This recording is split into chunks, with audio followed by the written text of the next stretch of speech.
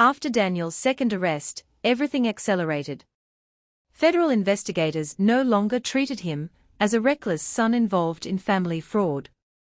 He had crossed into organized financial crime territory through Victor Moreno's network, and that changed the entire structure of the case overnight. Search warrants expanded. Financial records multiplied. People who once ignored investigators suddenly started cooperating to protect themselves. Criminal networks survive on loyalty only until prison becomes real. Then everyone remembers self-preservation. By the following afternoon, news stations officially released Daniel's name alongside reports involving elder financial exploitation and money laundering inquiries connected to Moreno's businesses. The photographs they used came directly from his own social media posts in the Maldives. Expensive sunglasses. Champagne glasses. Yacht decks. Smiling beside stolen money. Vanity had documented his downfall better than investigators ever could.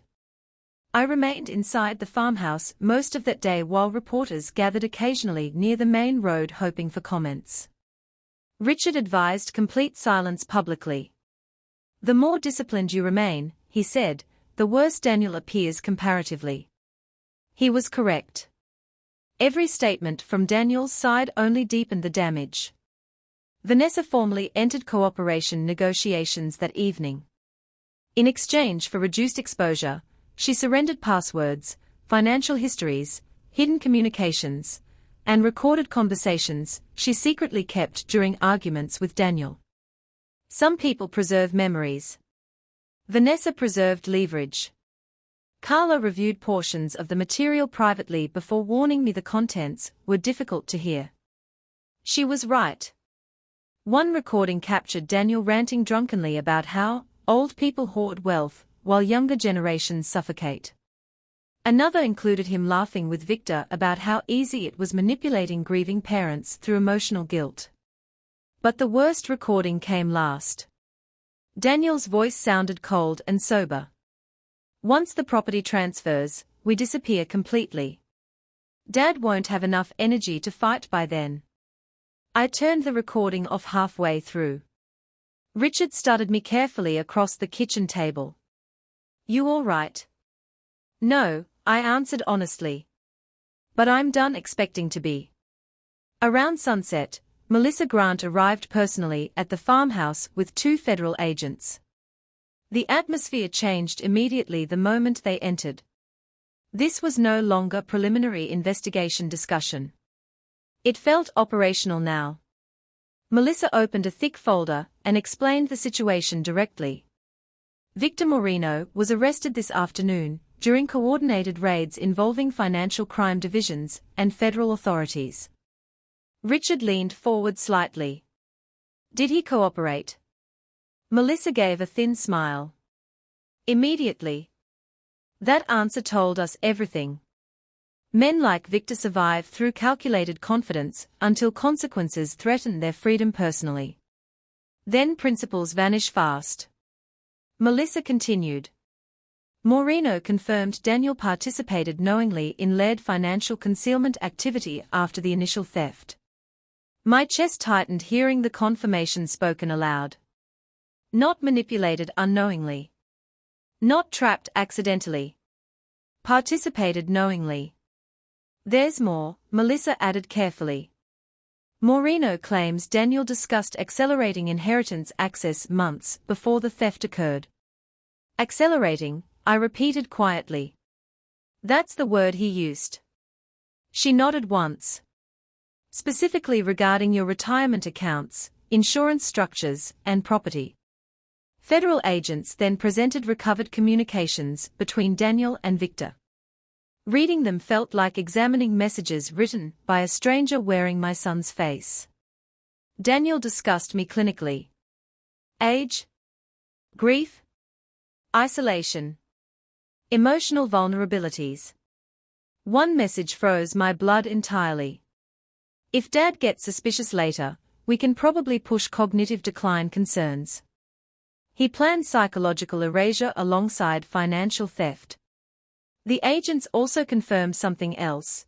Daniel had attempted moving remaining hidden funds through offshore structures connected to Costa Rica only days before his second arrest.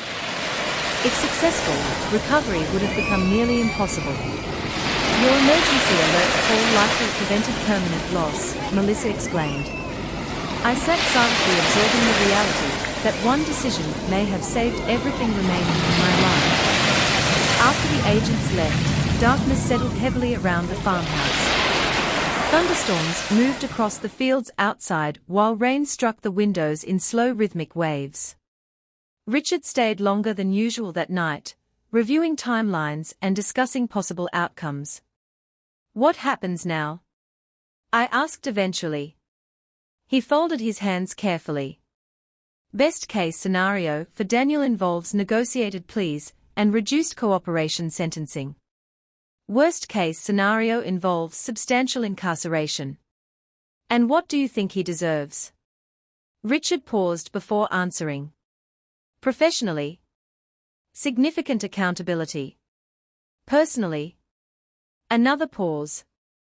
Personally, I think your son spent years converting love into opportunity until he forgot the difference.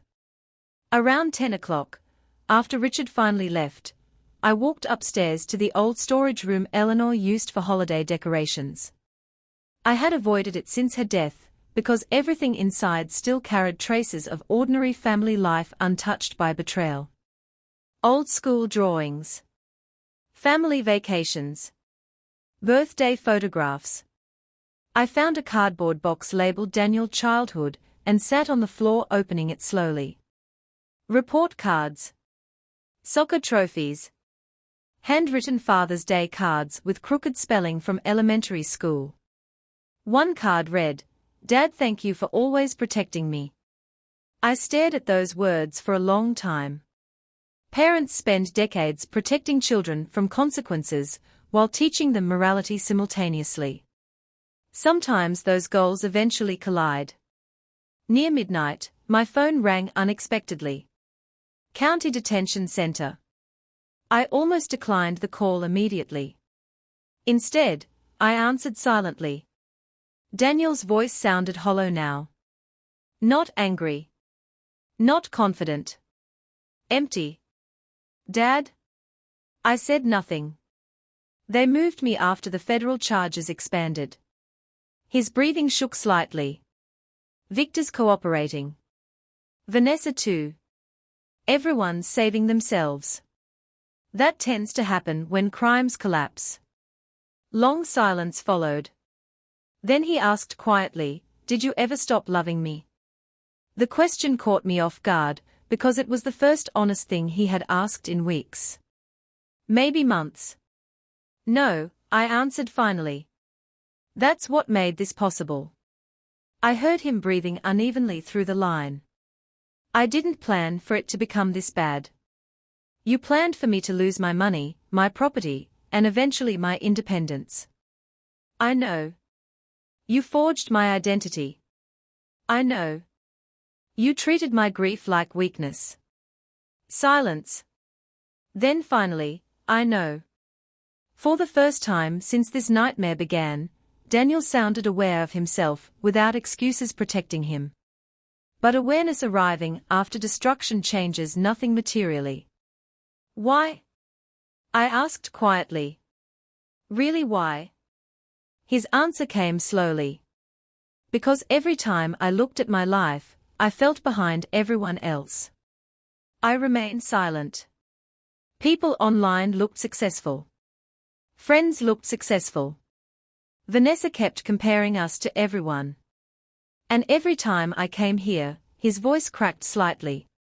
Every time I came here, I saw stability I could never build myself. There it was at last.